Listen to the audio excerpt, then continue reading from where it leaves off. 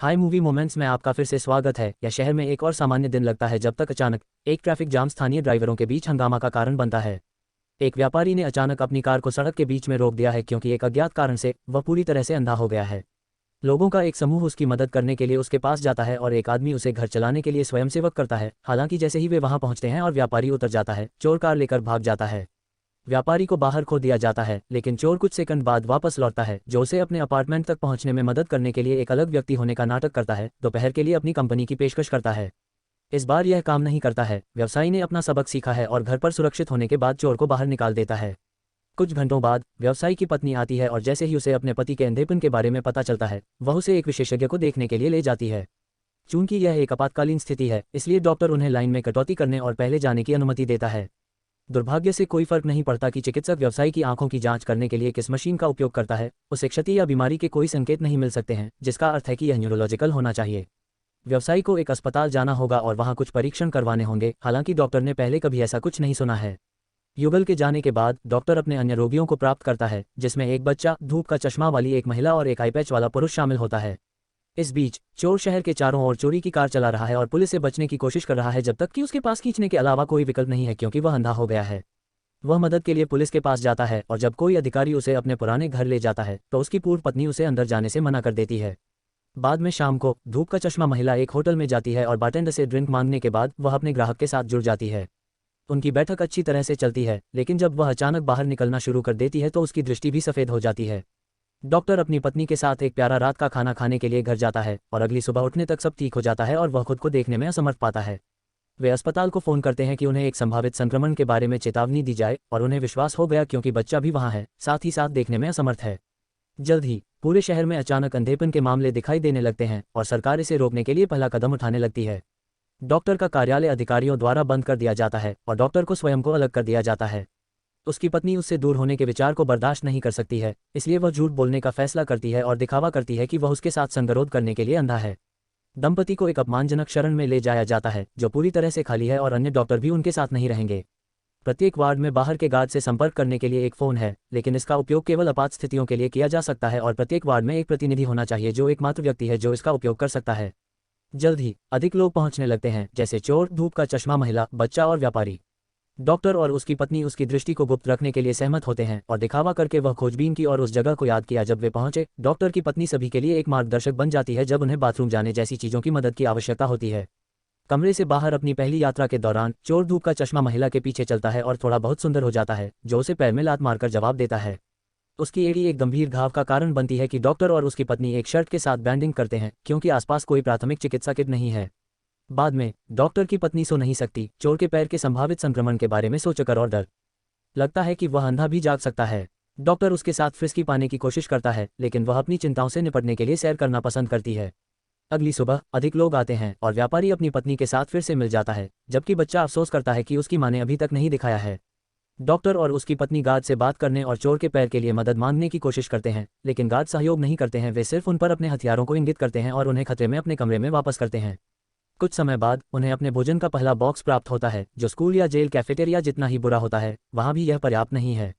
Doctor की पत्नी अधिक भोजन और प्राथमिक चिकित्सा किट मांगने के लिए आपातकालीन फ़ोन का उपयोग करने की कोशिश करती है, लेकिन कोई भी एक उत्तर देने वाली मशीन को छोड़कर उसकी कॉल नहीं उठाता है, जहां वह बहुत सारे संदेश छोड़ती है।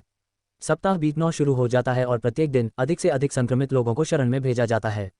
डॉक्टर की पत्नी वार्ड के बीच एक गाइड के रूप में कपड़े की रेखा को बांधती है और डॉक्टर को वार्ड एक के प्रतिनिधि के रूप में चुना जाता है, लेकिन जल्द ही आदेश रखना असंभव हो जाता है। चूंकि हर कोई अंधा है, वे जल्द ही खुशबू की परवाह करना बंद कर देते हैं और लोग बिना कपड़ों के इधर उधर भटकने लगते हैं और दालान के बीच में खुद को राहत देते हैं। व्यवसाय अपनी पत्नी के साथ अपने युवा दिनों के बारे में बात करके अपने मूड को बनाए रखने की कोशिश करता है, लेकिन उसकी पत्नी कुछ समय के बारे में सोचने के लिए भी खड़ी नहीं हो सकती। एक दोपहर डॉक्टर की पत्नी एक शोर सुनती है और पता चलता है कि आईपैच मैन के पास एक रेडियो है जिसे वह निजी तौर पर सुन रहा है। वह उसे सभी के साथ समाचार साझा करने के लिए मनाती है क्योंकि वे यह जानने के लिए बेताब हैं कि बाहर क्या हो रहा है। आईपैच मैन बताते हैं कि कई स्टेशन नहीं बचे हैं, लेकिन उन्हें इसका सामान्य लाभ मिला। पहले 24 घंटे सैकड़ों मामले थे जिसे सरकार ने अंधे लोगों को शरण में भेजकर और बाकी सभी को घर पर रहने के लिए कहा। फिर आम जनता को यह देखना था कि दुनिया भर के विशेषज्ञों को सम्मेलनों के लिए कैसे मिला, जहां उन्होंने बहुत सारे शब्दों का इस्तेमाल किया, बस यह कहने के लिए कि उन्हें नहीं पता था कि क्या चल रहा था। जल्द ही यहाँ तक कि विशेषज्ञ संक्रमित हो गए और बीमारी विदेशों में दिखाई देने लगी। लोग घर पर इंतजार करते करते थक गए और बाहर जाने की कोशिश की, लेकिन सैनिक निगरानी में थे और नियमों को तोड़ने वाले किसी को भी गिरफ्तार कर लिया। शहर अराजकता बन गया, खासकर क्योंकि कार दुर्घटनाएं होती रहीं और यहाँ तक कि विमानों में भी गिरावट शुरू हो गई। नागरिक डरने लगे और आखिरकार घर पर रहने का फैसला किया। इसलिए अब शहर एक रेगिस्तान है और सरकार इसके बारे में कुछ नहीं कर रही है क्योंकि वे अंधे भी हैं। दिनों के बाद संक्रमित लोगों के एक विशाल समूह को शरण में लाया जाता है और सैनिकों को पता चलता है कि दुर्घटना से लाइन से उतरने के लिए एक आदमी को गोली मारकर वे कितने शातिर हो गए हैं। बंदूक की गोली की आवाज़ लोगों की दहशत को ट्रिगर करती है और हर कोई एक दूसरे को बिना किसी परवाह के धक्का देकर अंदर चला जाता है और यहाँ तक कि दरवाजे तोड़ देता है। सबसे बुरी बात यह है कि सैनिक शव लेने भी नहीं आते हैं।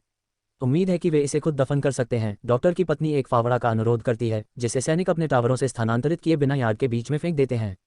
चूंकि डॉक्टर की पत्नी अभी भी अंधे होने का नाटक कर रही है, वह दिशा निर्देश मांगती है और सैनिक उसके साथ तब तक गड़बड़ करते हैं जब तक कि वह फावड़ा नहीं ढूंढती और उन्हें उंगली नहीं देती। इस बीच डॉक्टर अन्य वार्डों के प्रतिनिधियों के साथ संवाद करने की कोशिश कर रहे हैं ताकि दफनियों को समन्वित किया जा सके, क्योंकि 2 और लोगों ने गोली मार दी है। वह इस तथ्य पर भी चर्चा करना चाहता है कि वार्डों में से एक अपने उचित हिस्से की तुलना में अधिक भोजन ले रहा है।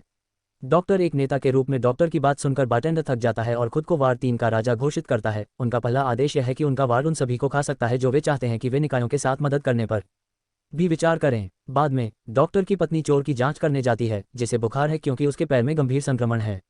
वह सहायक रहने की कोशिश करती है, लेकिन चोर अचानक उसे धमकी देता है क्योंकि वह बताता है कि वह जानता है कि वह अंधा नहीं है, जिससे पत्नी अपने पति के पास वापस चली गई और आखिरकार उसका टूटना शुरू हो गया। चोर अब दर्द को बर्दाश्त नहीं कर सकता है और स्वाभाविक रूप से चीजों के समाप्त होने की प्रतीक्षा कर रहा है। बस पीड़ा में एक अभ्यास है, इसलिए वह अपने शरीर को बाहर निकालता है और सैनिकों को उसे गोली मारने देता है। डॉक्टर की पत्नी दोषी महसूस करती है और सोचने लगती है कि क्या उसे सभी को सच्चाई बतानी चाहिए, लेकिन डॉक्टर ने उसे ऐसा करने से मना किया। वह इस तथ्य पर भी अपनी चिंता व्यक्त करता है कि उनका रिश्ता शादी के बजाय नर्स और मरीज की तरह कुछ और हो गया है। कुछ समय बाद बारटेंडर अकाउंटेंट की मदद से शरण के प्रशासनिक कार्यालय को खोजने का प्रबंधन करता है। एक साथी वार्ड 3 सदस्य जो पैदा होने के बाद से अंधा हो गया है, इसका मतलब है कि उसके पास इस तरह से जीने का एक बेहतर समझ है। पीए प्रणाली का उपयोग करते हुए बारटेंडर ने घोषणा की कि वह अपने राजा के रूप में पूरे शरण का नियंत्रण लेगा और पहला नया नियम यह है कि लोगों को अपने भोजन के लिए भुगतान करना होगा। यह नियम अच्छी तरह से प्राप्त नहीं हुआ है और जल्द ही खाद्य भंडारण के पास अराजकता है क्योंकि हर कोई पहुंच पाने के लिए लड़ता है। इसलिए बारटेंडर ने अपने गुप्त कार्ड का खुलासा किया। जब वह शरण में लाया गया तो वह उसके साथ एक हैंडगन रखने में कामयाब रहा। एक चेतावनी शॉट के साथ वह सभी को वापस भेजता है और खाद्य भंडारण पर नियंत्रण रखता है, यह घोषणा करते हुए कि वे दिन भर इसकी रखवाली करेंगे और चोरी करने की कोशिश करने वाले किसी को भी गोली मारने की धमकी देंगे। कुछ लोग साथ नहीं खेलने पर विचार करते हैं, लेकिन दुश्मन के पास हथियार होने पर यह बहुत खतरनाक है। डॉक्टर की पत्नी अपने वार्ड के लोगों से गहने से शादी के छल्ले सहित कुछ भी इकट्ठा करना शुरू कर देती है जो वे अपनी जेब में पा सकते हैं। हालांकि वह एक जोड़ी कैंची रखती है जो उसे एक महिला के बैग में मिलती है। बच्चे के पास पेशकश करने के लिए कुछ भी नहीं है, लेकिन धूप का चश्मा महिला उसकी सरोगेट मां बन गई है और उसके लिए भुगतान करने का वादा करती है। खाद्य भंडारण में लेखाकार अपने अनुभव का उपयोग उन वस्तुओं की गुणवत्ता की पहचान करने के लिए कर रहा है जिन्हें वे छू कर लाए हैं। कोई फर्क नहीं पड़ता कि गहने कितने महंगे हैं। हालांकि बारटेंडर केवल प्रतिवार कुछ बक्से प्रदान करता है और किसी को भी धमकी देता है कि शिकायत करने की हिम्मत है। लोग खुद को एक व्यक्ति के भोजन को साझा करने के लिए पाते हैं और डॉक्टर खुद को रखता है, न कि अपने नेतृत्व की दया को बनाए रखने के मूड में जब वह एक विफलता की तरह महसूस करता है। धूप का चश्मा महिला उसे आराम करने के लिए उसके पास पहुंचती है, उसे याद दिलाती है कि वह बंदूक के खिलाफ कुछ भी नहीं कर सकता है और उनमें से 2 अंत में फर्श पर फ्रिस्की हो रहे हैं। डॉक्टर की पत्नी उन्हें खत्म करते समय पाती है, लेकिन एक दृश्य बनाने के बजाय वह धूप का चश्मा महिला को बताती है कि वह देख सकती है, उसे गुप्त रखने के लिए कह रहा है और उसे अपने अपराध को बाकी करने दे रहा है। एक हफ्ते बाद एक बार शरण में सभी लोग भुगतान करने के लिए चीजों से बाहर निकल गए। बारटेंडर ने घोषणा की कि वे भोजन के बदले महिलाओं से सेवा लेंगे। डॉक्टर की पत्नी यह जानने की मांग करने के लिए बाहर जाती है कि नए राशन क्यों नहीं आए हैं, और सैनिक बताते हैं कि उन्होंने उन्हें वह सब दिया है जो उनके पास है, इसलिए राशनिंग उनके ऊपर है। वार्ड 1 के आसपास एक तर्क शुरू होता है कि कैसे आगे बढ़ना है और डॉक्टर इसे छोटा करते हैं, यह इंगित करते हुए कि महिलाओं को कुछ भी करने के लिए उनके ऊपर नहीं है। यदि कोई स्वयंसेवक करना चाहता है तो यह उनके ऊपर है, लेकिन किसी और से कोई निर्णय या दबाव नहीं होगा। बहुत सोच विचार के बाद महिलाओं में से एक आखिरकार स्वयंसेवक बन जाती है जो दूसरों को प्रेरित करती है, जैसे कि डॉक्टर की पत्नी और धूप का चश्मा महिलाओं को ऐसा करने के लिए। व्यवसायी नहीं चाहता कि उसकी पत्नी जाए और उसे मना करने की कोशिश करे, लेकिन पत्नी उसे याद दिलाती है कि उसके साथ कोई अलग व्यवहार नहीं किया जाना चाहिए और वैसे भी चला जाता है। अकाउंटेंट महिलाओं को लेने के लिए आता है और उन्हें भोजन भंडारण कक्ष में ले जाता है जहां उनके जीवन की सबसे खराब रात होती है। लोग शातिर और हिंसक होते हैं और उनमें से एक यह सोचकर जाता है कि वह महिलाओं में से एक को मारता है। सुबह में डॉक्टर की पत्नी किसी और से खाना लेने के लिए कहती है क्योंकि महिलाएं अपने हाथों में शरीर लेकर वापस आ गई हैं, उसे साफ करने और उसे अलविदा देने के लिए तैयार है जिसका वह हकदार है। उस दिन बाद में अकाउंटेंट अधिक स्वयंसेवकों के लिए एक अलग वार्ड की जांच करता है और यहाँ तक कि उन्हें अच्छी तरह से काम करने के लिए बधाई देने के लिए एक वार्ड में आने के लिए तंत्रिका है, भले ही उनमें से एक बहुत आगे नहीं बढ़ा। ऐसा लगता है कि वे नहीं जानते कि महिलाओं में से एक मृत हो गई थी और उन्होंने उसका इस्तेमाल वैसे भी किया था, इसलिए डॉक्टर की पत्नी ने उसे इस बारे में सूचित किया, जिससे वह अवाक रह गई। यह सब ताना अंत में डॉक्टर की पत्नी को स्नैप करता है और कैंची को अपने साथ स्टोरेज रूम में ले जाता है, जहां हर कोई वार्ड 2 से महिलाओं द्वारा विचलित होता है।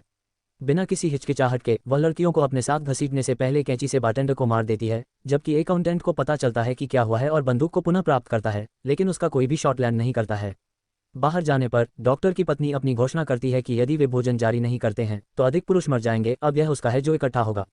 डॉक्टर को चिंता है कि यह एक युद्ध शुरू कर देगा और वह सही वार्ड 3 बैरिकेड क्षेत्र है और अभी भी भोजन जारी नहीं करता है। वार्ड 1 लड़ने के लिए तैयार हो जाता है और जो उनका है उसे ठीक करने के लिए तैयार हो जाता है, लेकिन इससे पहले कि वे कुछ भी कर सकें, महिलाओं में से एक बदला लेने का फैसला करती है। यह पता चला है कि उसने इस समय अपनी जेब में एक लाइटर छिपा रखा है और वह इसका उपयोग वार्ड 3 में घुसने और आग लगाने के लिए करती है। आग की लपटों को फैलने की जल्दी है, कई पुरुषों को मार डाला और इससे पहले कि घबराहट हो सकती है, डॉक्टर की पत्नी उन्हें इमारत से बाहर निकालती है। हैरानी की बात है कि किसी को गोली नहीं लगी क्योंकि गार्ड अब अपने टावरों में भी नहीं है। दरवाजे या तो बंद नहीं हैं, जिसका मतलब केवल एक चीज़ हो सकती है जो वे अंततः मुक्त हैं। डॉक्टर, उसकी पत्नी, बच्चा, आईपैचमैन, धूप का चश्मा महिला व्यापारी और उसकी पत्नी एक साथ रहने का फैसला करते हैं क्योंकि वे अपना रास्ता बनाते हैं, जहां उन्हें पता चलता है कि समाज ढह गया है। शहर एक पोस्ट एपोकैलिप्टिक बंजर भूमि बन गया है, जहां कुछ लोग जीवित रहने की कोशिश करते हुए इधर उधर भटकते हैं, एक दूसरे पर हमला करना अगर उन्हें संदेह है कि उनकी जेब में भोजन हो सकता है। कुछ जानवर शवों को भी खिला रहे हैं। डॉक्टर और उनकी पत्नी एक बार के अंदर छिपे समूह को छोड़ देते हैं, जबकि वे निकटतम बाजार में जाते हैं यह देखने के लिए कि क्या वे कुछ भोजन पा सकते हैं। वहां के लोग कुछ चीज़ों पर लोभी हैं जो अलमारियों पर छोड़ी जाती हैं, लेकिन डॉक्टर की पत्नी देख सकती है और सीढ़ियों का एक सेट खोजने में सक्षम है जो उसे एक भंडारण कक्ष में ले जाता है, जबकि डॉक्टर कपड़े इकट्ठा करता है।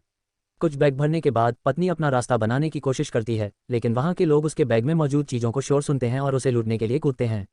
सौभाग्य से डॉक्टर यह सुनता है और मदद करने के लिए आता है, सभी को दूर धकेलता है और खुद को भीड़ और उसकी पत्नी के बीच ढाल के रूप में रखता है क्योंकि वे इमारत से बाहर निकलते हैं। एक बार जब वे काफी दूर हो जाते हैं तो पत्नी को खुद को एक साथ लाने में एक पल लगता है, जबकि डॉक्टर उन कपड़ों को वापस पाने के लिए वापस जाता है जो उसने अपने रास्ते से बाहर गिरा दिए थे और एक प्यारा कुत्ता करीब आने और उससे दोस्ती करने का मौका लेता है। अचानक हर किसी को आश्चर्य होता है, बारिश होने लगती है और पत्नी अपने पति को एक सूखी छत के नीचे इंतजार करने के लिए चर्च के अंदर ले जाती है। चर्च अविश्वसनीय रूप से भीड़ है और सभी मूर्तियों को अपनी आंखों को कवर किया गया है, फिर भी एक पुजारी भगवान के शब्द को बढ़ावा देना बंद नहीं करेगा।